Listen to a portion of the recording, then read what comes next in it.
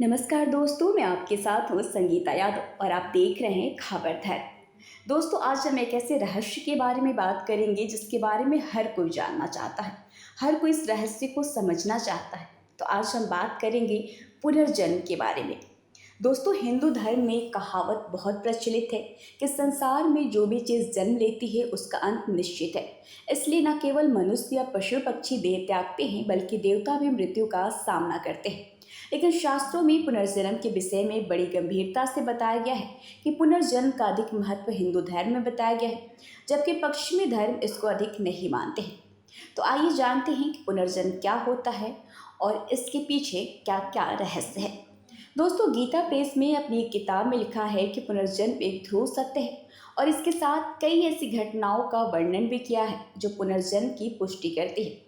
Mental health और psychology का ज्ञान रखने वाले डॉक्टर सतवंत पसरिया ने अपनी किताब में 1970 के बाद भारत में हुई 500 से अधिक पुनर्जन्म की घटनाओं का उल्लेख किया है।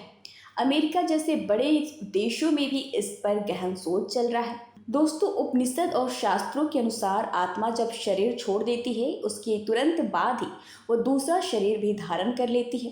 इस घटना की समय अवधि 30 सेकंड होती है, किंतु पुराणों में बताया गया है कि ये समय लंबा भी हो सकता है, जैसे 3 दिन, 13 दिन या सवा महीना, 1 साल या फिर इससे भी ज़्यादा समय लग सकता है।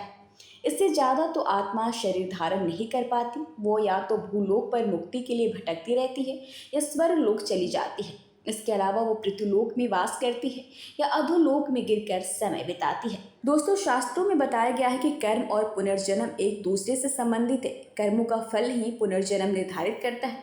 इस प्रकार पुनर्जन्म के 2 उद्देश्य होते हैं। पहला कि मनुष्य अपने कर्मों के फल के अनुसार जीवन भोगता है और दूसरा इन कर्मों से अनुभव हासिल करके नए जीवन में सुधार लाता है। अधिकांश लोग ये सोचते हैं कि पुनर्जन्म के बाद उन्हें कौन सी योनि में जन्म मिलेगा। तो दोस्तों, जन्म को जाति भी कहा जाता है। उदाहरण स्वरूप, पुनर्जन्म के बाद वनस्पति जाति, पशु जाति, पक्षी जाति और मनुष्य जाति में व्यक्ति को जन्म मिलता है। कर्म के अनुसार आत्मा को जिसका शरीर प्राप्त होता है वह उसकी जाति कहलाती है। अगर किसी ने बुरे कर्म किए हैं तो ये निर्धारित नहीं है कि उसे किस जाति में पुनर्जन्म मिलेगा या फिर पुनर्जन्म नहीं भी मिलेगा। दोस्तों, हिंदू धर्म में पुनर्जन्म के 8 कारण बताए गए हैं। पहला है भगवान की आज्ञा, फिर इस प्रकार से पुण्य समाप्त हो जाना, पुण्य का फल भोगना, पाप का फल भोगना, बदला लेना, बदला चुकाना, अकाल मृत्यु हो जाना या अपूर्ण साधना को पूर्ण करना।